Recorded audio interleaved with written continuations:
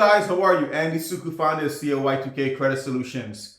I know it's been some time since I've been on the social media platform putting out content for you guys, but I do promise you I've been working and I have a slew of video for you guys. And today, the first video we're going to talk about is what's fraud versus not fraud. Now, this video actually derived from a client, but not one client. Over the last 3-4 months, we've been dealing with a lot of clients that have court cases that are being sued by the creditors, right? And we've made mention of this in our social media, in our storylines. We've made mention of new clients that we have, and we've made mention of the situation that the client is in, right? So that's the reason this video came about, because there seems to be a disconnect between consumers, or I'm also going to say this, that consumers are being taught the wrong information or are being told the wrong information, and they're thinking that everything on their credit report is fraud. So this could be two scenarios, right?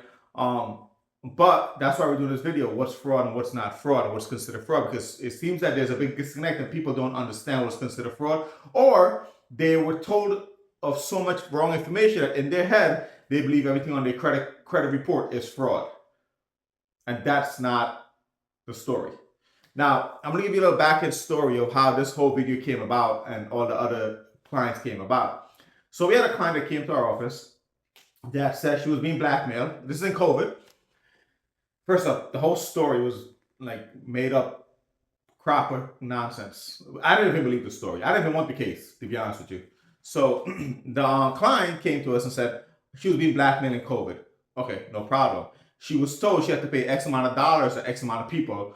If not, these people, supposedly people, are going to put information about her out in the public world. Okay, no problem. She went and she took out a loan from she filed an application online to, I think it was Lending Club or SoFi, one of those. Took a loan from that bank, applied for a loan, got approved. The loan was funded into her checking account. She then went and personally withdrew cash out of her checking account. Then she also Zelled payments to the people that was apparently blackmailing her. All right. Now she can't pay the loan back. All her credit card is going to negatives, charge off. She can't pay anything back. So now she was told you can claim this as fraud. How are you claiming this as fraud when there's so much paper trail behind it? So she came to our office. She went to file a police report. And when we asked her for the police report said, I'm not sure she didn't read the police report or she doesn't understand the verbiage, but the police report clearly says that we cannot take this police report. We cannot file a police report because the crime did not happen in the town that you lived in.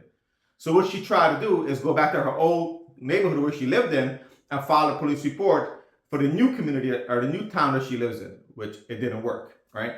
So she came to us and we're like, listen, this is not fraud. Like, you took the money out. There's paper trail of this money coming out of your account. First off, you applied for the loan with your name, address, social.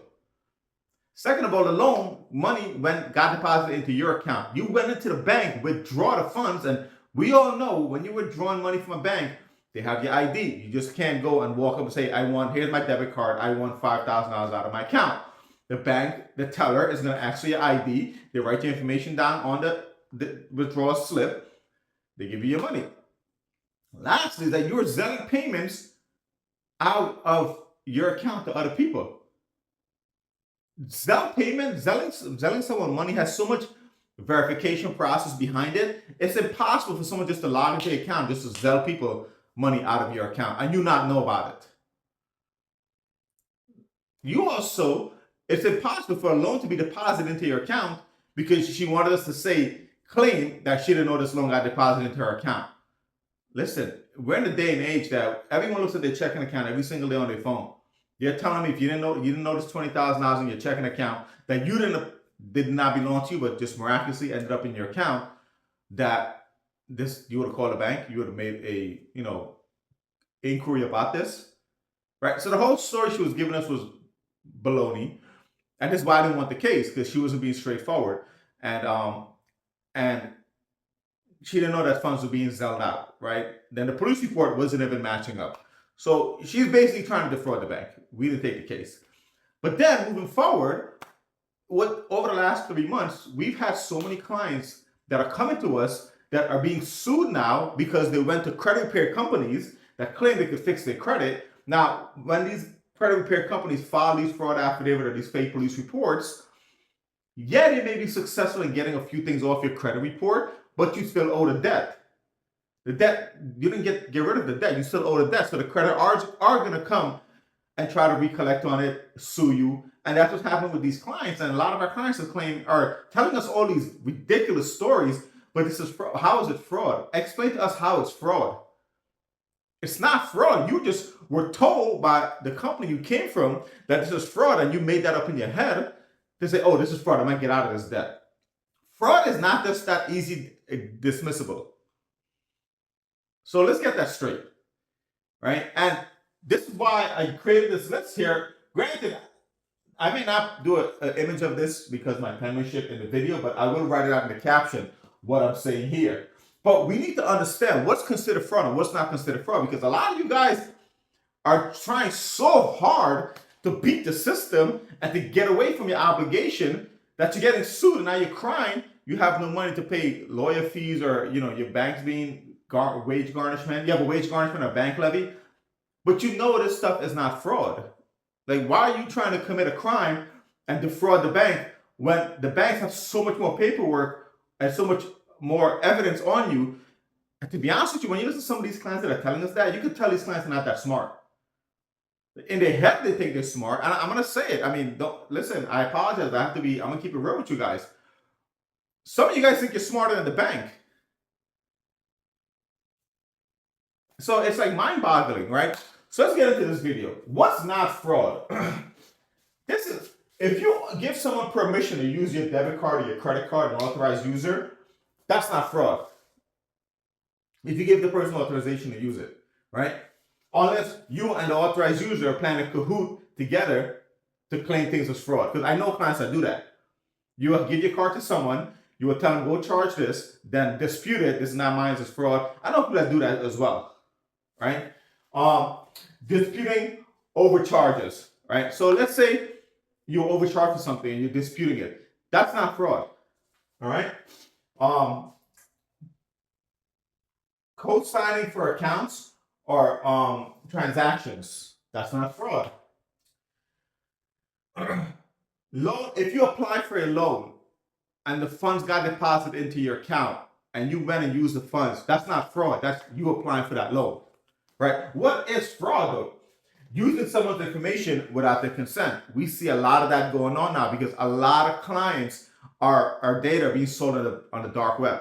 And there's a video coming along with that too. So I'll talk about that in a few videos down the line of how that happened, how we tested it to find out that people's information are on the dark web. And part of the situation, part of the story or the findings that we found was that it's because of these banks having their customer service third party in another country. You'll be surprised, but stay tuned for that video. But anyway, using someone's information without their permission, that's fraud. Because listen, if someone opens a credit card, let me back up. In this day and age, we all have some sort of credit monitoring app on our phone. We all get alert if someone applies for a new credit card in our name. We're all checking our credit every single day. If someone applies for a credit card in your name, you'll be notified, and it got approved, you'll be notified within the first 24 to 36 hours. Not 2 months later, right? But that's fraud. Mail fraud. People going into your mailbox, and that's happening a lot over the holidays. People going into your mailbox, taking your information and applying for credit cards online, right? That's fraud. Credit card skimming, where you're walking around and someone has a scanner and they're scanning your information. That's fraud. I've been a victim of that for the last 4 months already. I'll tell you, that's another video we're coming down the line we'll talk about. Credit card skimming. Application fraud. Someone applying for an application in your name, again, getting credit approved. You're going to be notified because one, you're going to get an alert on your phone if you have an inquiry. And all you guys using the Experian free app. That's only probably the one good thing Experian free app is good for alerts. Other than that, Experian app is crap. It's completely crap. And what they do, that's another video we'll talk about because you guys will be surprised. account takeover. If someone hacks your account online and they take over it, that's fraud. Those are fraud, right? Those are fraud, legitimate fraud. You can file a police report for that. The bank will provide documents. Yes, you can get that resolved. But co-signing, applying for loans in your name, and then trying to claim it as fraud, that's not fraud. So we need to get out of that mindset of how can we defraud the bank when the bank already has so much data on you. And you're just ending up getting yourself in a more deeper situation when it comes to lawsuits and judgment. So I just needed to do this video and clarify this. And again, I'll do a full breakdown of this, what this means in the caption when this video goes up. So make sure you subscribe to our YouTube channel. But we need to understand and decipher what's fraud and what's not fraud, because everyone's claiming fraud now, and it's not a fraud situation. If you guys have any questions, comments, drop it below, and I'll try to get back to you on this video, or I'll respond to you guys in the captions. But see you guys in the next video. Talk to you soon. Have a good day.